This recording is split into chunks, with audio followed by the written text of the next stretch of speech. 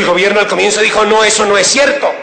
Pero cuando las instituciones médicas, las instituciones científicas salieron a demostrar que en efecto se había reducido, porque allí básicamente todo va a quedar reducido a lo que es baja complejidad, y mediana y alta complejidad va a pasar a denominarse prestaciones excepcionales. Entonces el presidente de la República como que dijo, oiga, sí es cierto. Y empezó a decir, oiga, ministro, ¿qué fue lo que pasó aquí? ¿Quién me redactó esto aquí? ¿Qué pasó? Todos lo vimos en ese titubeo que nunca se lo habíamos visto al presidente de la República. El presidente de la República, gústenos o no, era un presidente seguro. En esta ocasión no supo qué firmó el presidente de la República. Como no supo el ministro de la Protección Social, porque los decretos lo hicieron los dueños de las EPS. No los hizo el gobierno nacional. El ministro no sabía que habían firmado. El presidente no sabían que habían firmado. Por eso lo vimos titubeando. Y por eso lo vimos diciéndole al presidente, ese problema lo vamos a arreglar con un decreto reglamentario. Y entonces sacaron un decreto reglamentario diciendo que entonces que el POS era el que existía antes de haber decretado la emergencia, pero un decreto reglamentario, doctor Schulz, senador Schulz, usted sabe que no puede modificar un decreto legislativo y por eso estamos en un limbo hoy, ¿ya? Y estamos por una reducción del POS, violando el principio de progresividad, que es parte de un tratado internacional y que está inserto ese principio de progresividad en el artículo 53 constitucional. El gobierno en esa materia violó el tratado internacional en el principio de progresividad, ¿ya? Y además ha violado el artículo 53 constitucional. Segundo pecado capital. Limitar la responsabilidad del Estado de dar garantía integral del derecho fundamental de la salud a todos los colombianos al crear la categoría prestaciones excepcionales en salud. Se inventaron ahora esa categoría, la prestación excepcional. Ahora muchos colombianos llegan y le van a decir, oiga, es que esta es una prestación excepcional. Y entonces, esa es una barrera que va a conducir a que lo que llamábamos paseo de la... Se le terminó el tiempo al senador, tiene 5 minutos más, senador, continúe. Continúe, sí, tranquilo. Presidente. No se preocupe. Además ya casi va a terminar, presidente. Lo que llamábamos paseo de la muerte se nos puede convertir en genocidio. Y ahí los médicos están supremamente preocupados y todos sabemos cómo han reaccionado el cuerpo médico. Tercer pecado capital. Ataca los ahorros y los bienes de los colombianos. Ataca el ahorro de las cesantías, ataca el ahorro voluntario de pensiones, ¿ya?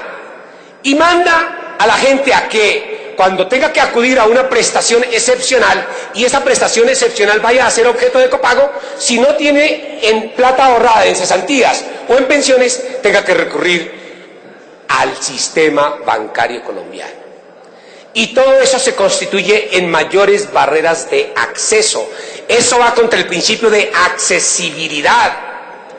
El principio de accesibilidad es un principio que debe reinar en el sistema de salud. En un sistema de salud no deben colocarse barreras de acceso como estas. Deben romperse esas barreras de acceso. Cuarto pecado capital.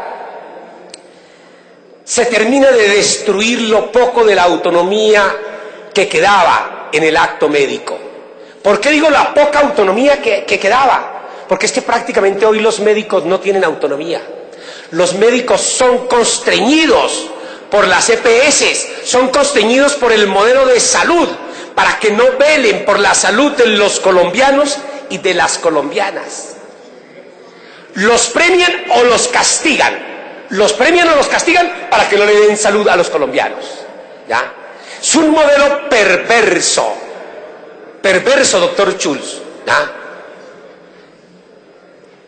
Un modelo perverso que tiene muchísimas cosas que los colombianos la saben. No oportunidad en la cita para que la gente se aburra y no busque la cita médica. Citas muy cortas, citas de 10 minutos. Hoy tenemos citas médicas de 10 minutos contra los estándares internacionales, contra lo que manda cualquier lógica.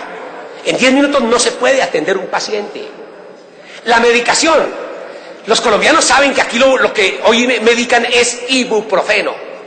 Porque hay en el sistema de salud, hay premios o hay castigos para aquel médico que se suba de determinados porcentajes de medicación. O que se suba pidiendo apoyos diagnósticos. O que se suba utilizando procedimientos. Mejor dicho, hoy los médicos no están hechos para salvar la vida de los colombianos, sino más bien para asegurarles la muerte. Así de perverso está esto. Y ahora viene este decreto y dice, sanción para el médico que prescriba por fuera del plan de salud. Sanciones hasta de 50 salarios mínimos legales mensuales vigentes, que equivalen más o menos a 25 millones de pesos. Luego los médicos, como ellos ya lo tienen claro, salvamos la vida de un paciente cuando tengamos que prescribir algo del POS, pero si tenemos la plata en el bolsillo, y si no la tenemos nos toca dejar morir al paciente.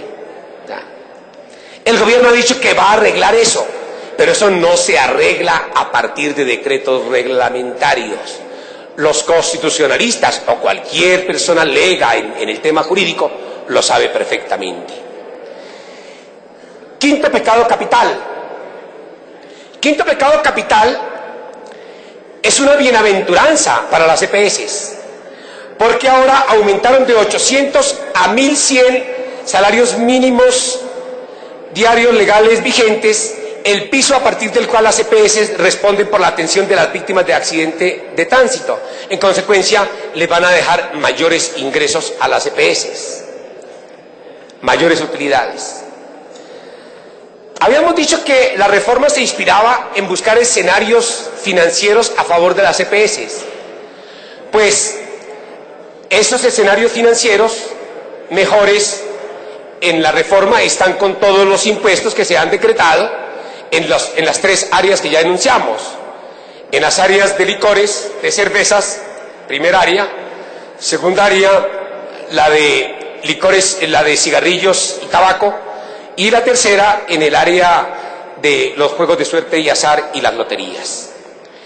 Pero hay un tema que al senador Oscar Reyes le preocupaba mucho y que a mí también me preocupa mucho.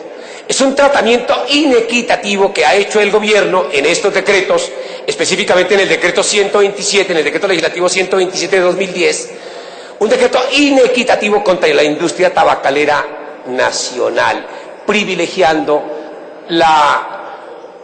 los negocios de las multinacionales.